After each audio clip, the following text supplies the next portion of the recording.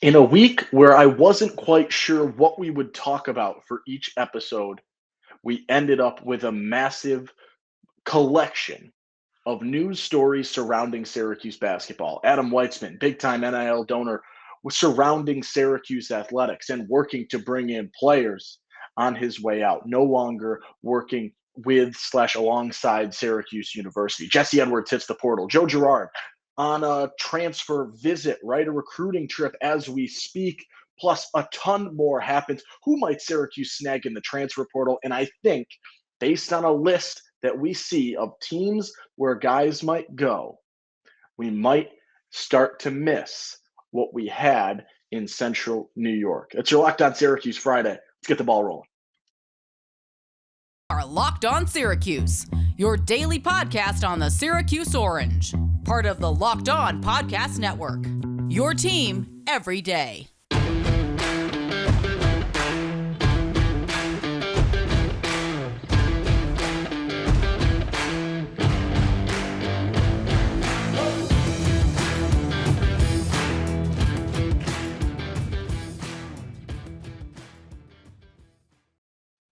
Hello, good morning, happy Friday, and thank you so much for making Locked On Syracuse your first listen today and every day. We're part of the Locked On Podcast Network and free and available wherever you get your podcasts. I'm Owen Valentine. Today is sort of, we've got some new stuff, some stories that may have slipped through the cracks from this week, but also a bit of a recap because a ton happened with regards to Syracuse basketball this week. It was a loaded week. And I want to reiterate some of the things. So, for our everydayers who are here listening every single day, thank you. Some of this might be a little bit of review, but a ton of new stuff, some things to add, some tidbits that maybe slipped through the cracks to get us into the weekend with a couple of days off ahead of us. Right now, I think the biggest story that we haven't necessarily formally covered has to do with what is happening with Syracuse's players that are currently in the transfer portal transferring out. And no offense to the two that are not really making big stories right now, John Bull, Symir Torrance. We're not really talking about them. We are talking about 16 plus point per gamer in Joe Girard and almost double double. Actually, he was a double double on average in Jesse Edwards. Those are the two names right now because when you look at the portal, you look at the names. One of them just announced the top three. One of them, per John Rothstein, has four teams in the mix. There's some decent names on these lists. And in conversations we had this week, in our conversation with Brent Axe on Wednesday, he talked about some of the packages that you've been hearing and the amount of money with regards to Joe Girard in the portal and the conversations around NIL that he's been hearing. And you also take a look at Jesse Edwards and Syracuse, unable to maintain him NIL wise. They found the way around the visa, right? The student visa. They found the way around that to be able to get him paid, to be able to get some NIL money for him while still at Syracuse. And per some reports, per some conversations, per some ideas on Twitter, some other schools getting his ear. And now he's got a top three up. And this is no casual top three. And as I forget the name, I apologize. Someone from ESPN released their list of top transfers this season. Jesse Edwards is number three on that list. Hunter Dickinson, number one. Jesse Edwards is third on that list of players. That is how big a name the rest of the country sees him as. And I know, myself included, there have been some negative thoughts around Jesse. He struggles against bigger guys. He struggles against physicality. He struggles against tougher competition. But in terms of the portal, in terms of interest, in terms of who wants him, that list is extensive. And the top three that was released, I believe it was Joe Tipton over on Twitter at Tipton Edits, given the top three, West Virginia. You're like, okay. Gonzaga. Okay. Kansas. Okay. That's a trio of schools that are impressive, title contenders, big time names, top tier schools in terms of right now, not in terms of what they were. Maybe West Virginia is the bottom of that trio, But in terms of Gonzaga, in terms of Kansas, the way they recruit, the players they bring in, their ability to make runs. Kansas won the Natty last season. Gonzaga is, what were they, Sweet 16 team or Elite 8 team this year? I forget exactly. One seed in the past few years. Right? These are your upper echelon, your top tier, your best of the best in terms of college basketball right now. And they want Jesse Edwards. And they want him badly. And the NIL package, you have to assume, is going to be pretty and have a handful of zeros at the end. Because that is the caliber of player that he is seen at right now across the country. And I think I've gone back and forth in terms of if you could give me Dickinson over Jesse, I'm okay with it. But I think as we start to expand, and we'll talk about this in a little bit, and you look at the other guys that Syracuse is in pursuit of in terms of other bigs in the portal, you're going to take a hit. And I think it's going to be that case of you don't know what you got till it's gone. You know, the Counting Crows, Big Yellow Taxi, a couple other spots. I'm sure that's not a unique quote by any means. That's your situation right now, where you might be saying, we were okay with him going, I guess, if it meant you're bringing somebody in. I don't think anyone wanted Jesse to depart. I remember I sent out a tweet, a little bit of a survey to see, if Jesse or Joe or both or neither could stay, who would you choose? And the overwhelming majority of people wanted Jesse to stay. I don't think that was up for debate. But I think we were all right if he went pro, did his thing there. It hurts to see him enter the transfer portal, especially because of the way that news went down. Same day stuff with him entering the portal because he can't get enough NIL money out of Syracuse and Syracuse's collectives and things like that. The same day Adam Weitzman departs from the program, not really attached to the program, but doesn't want to associate. Severu doesn't want to associate. Wildhack doesn't want to associate. Whatever the real logistics of it are, is out, and Jesse's gone. And now we sit in this spot where we knew Jesse was a good player. But I think as you watch him next season, wherever he lands, you're going to have that moment. And I'm starting to feel it already of, all right, man, we had something special in Jesse Edwards. And even when, maybe he didn't make the senior year jump this year that you thought he might game in and game out, when he was on, he was dominant. And that's capped off by a 30 and 20 basically performance to close out his career in the Dome, and what we now know is his last game in the Dome playing for Syracuse. Maybe he plays. None of those three teams are really going to play Syracuse, but who knows? He could be in the Dome in an unforeseen circumstance, maybe. Who knows? But his last game for Syracuse in the Dome was utterly dominant against Wake Forest. And I think we're going to watch him from afar and miss. The one that got away in some capacity, right? The girlfriend that you had at some point and it didn't work out at that given time, but you look back a few years down the road and you're like, you know what, we had something pretty good. That's what the feeling, I think, is going to be like surrounding Jesse Edwards right now. That's a damn good list. West Virginia, Gonzaga, Kansas. He is going to go to a team that is going to contend for a national title. You're going to be watching week 2, week 3 of the NCAA tournament next season. And I have a good feeling you're going to be seeing Jesse Edwards on the court without and playing good minutes, playing competitively, and playing in a team that is going to have the chance to win a national title.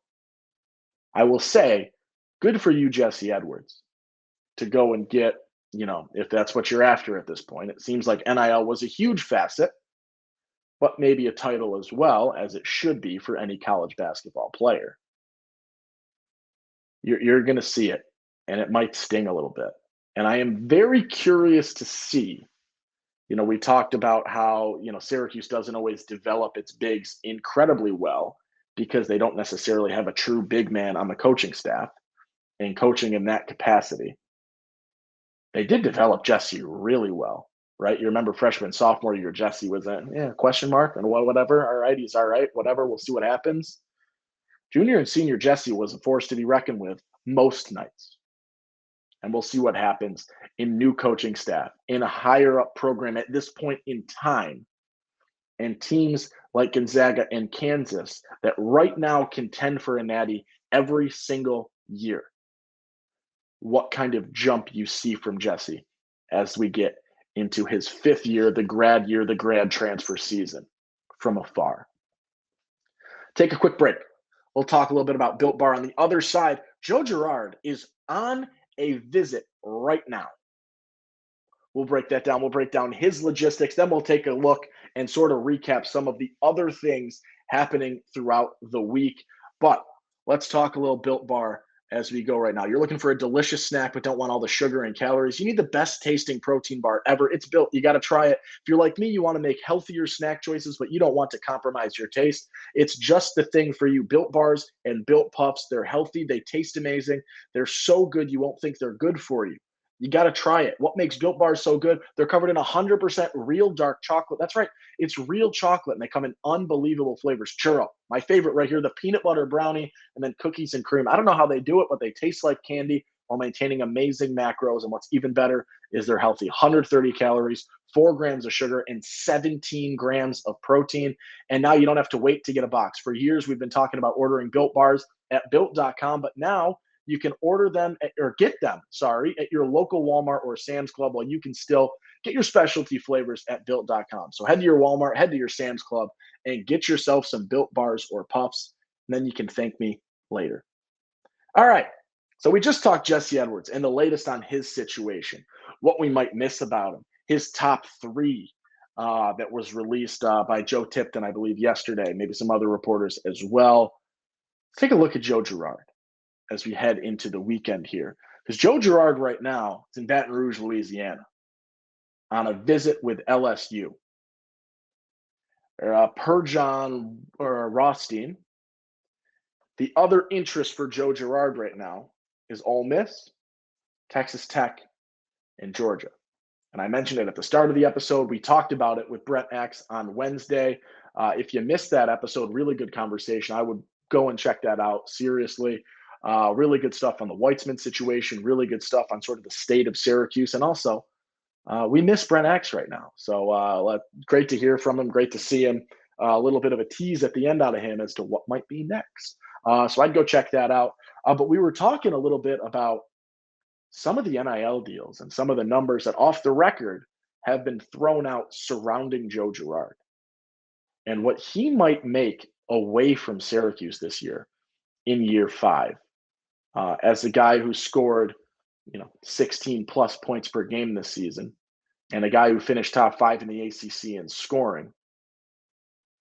Yes, he turns the ball over. Yes, he's not the best defender. Yes, sometimes you're questioning his decision making, but the guy scored, and the guy put you in a lot of games and possibly won you a lot of games this season when you were grinding game in and game out. They were able to do that. Or he was able to do that and put Syracuse in a position to win based on his performance this year, even if you want to throw the shade at him. He's getting looks, and he's going to go to a team and he's going to play, and he's going to score, and he's going to make some NIL money that he wasn't making in Central New York. That number is going to go up. I don't know what he made around here. I remember I saw a report from, I think it might have been Joe Girard's dad was talking about it, saying he was making over 10 grand a year. That number is going to skyrocket. That number is going to jump significantly as he departs from Syracuse, wherever he lands. So at LSU now, on an official there, or I don't know if it's still considered an official as a transfer portal, but visiting there right now, probably still considered an official. And then per Rothstein, the other 3, Ole Miss, Texas Tech, and Georgia. Good news for Syracuse is that list has seemingly teetered away from the ACC, because I know Pitt was in that conversation.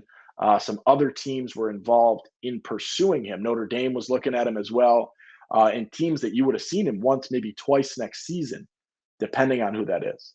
But you've got that list for Gerard right now, and we'll see what happens with it. This is another guy that you're going to watch from afar. And depending on, personnel and team and style of play, it could be very interesting to see what kind of performances that he's able to put up this season or next season, wherever he lands. All right. A couple more things to talk about in our little weekend review / some stories or some things that have slipped through the cracks as we look at today's episode. I talked about it yesterday a little bit more in depth, but I did leave someone out in terms of Syracuse's, search for a Jesse Edwards replacement. I detailed Hunter Dickinson a little bit in yesterday's episode. Our everydayers would have caught that for sure. Abu Usman, I talked about him yesterday from North Texas. The guy that I sort of let slip through, and you've seen some articles about him today, and people sort of narrowing it down and having those conversations, is Oklahoma State big man Musa Sessa, 7'1", a little bit smaller in terms of size, 7'1", 215, 220. You'd like to see him a little bit bigger, but this is a guy that has been very consistent at Oklahoma State over 3 seasons. He averaged in those 3 years 6.8 points per game, 7 rebounds per game, 1.8 blocks per game. So almost 2 blocks per game last 2 seasons especially. This guy is a decent big man. He's not as much of a scoring threat as Jesse Edwards was, but he's efficient.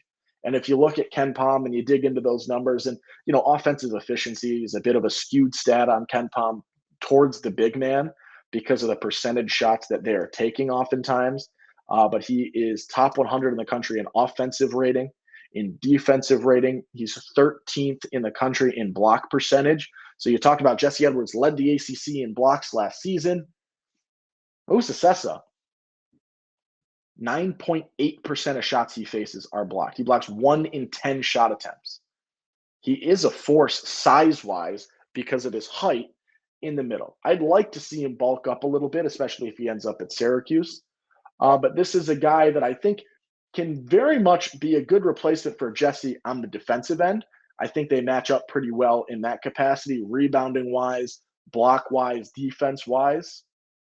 I think Jesse, with no doubt in my mind, has the nod in terms of deep or offensive ability and the ability to score and things like that. Sessa, he's down low. He's a big man. He doesn't really have a jump shot in any capacity.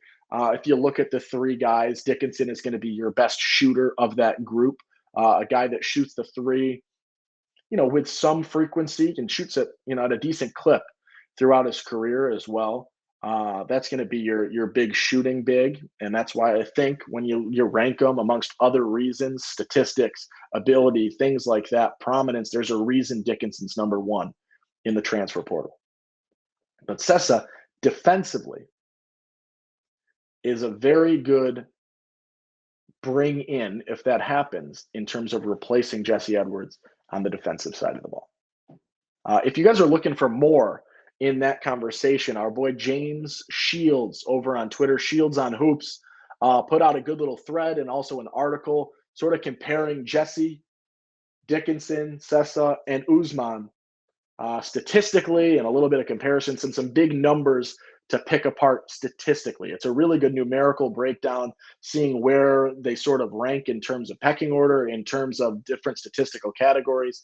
A good little read there if you're looking to see if you can maybe find a favorite, or if you're leaning one way. I think everyone's going to tell you they want Dickinson, right? Who wouldn't? But when you look at Usman versus Sessa, maybe that comparison, you'll find a little insight in that article. So I'd check that out. Some really good stuff, as always, out of him. A few other things to hit on today. I don't want to get any deeper in this episode without shouting out this basketball team. 8 of their 13 players were academic all-ACC players. 62% of their team are academic all-ACC players. They are student athletes. These are people that are, getting degrees and excelling in the classroom. Hey, everybody. Unfortunately, my internet messed up and we lost the remaining portion of the episode, and I do not quite have the time to re-record. So this is going to be our outro for the day. Thank you for making Locked On Syracuse your first listen today and every day. We're still free and available wherever you get podcasts. For our everydayers, see you next week. I got a lot to talk about, I'm sure. Big interview lingering on the horizon, I believe. So be kind Have a nice weekend. Make somebody smile. Enjoy the nice weather. I'm Owen Valentine, and I'll catch you Monday. Peace.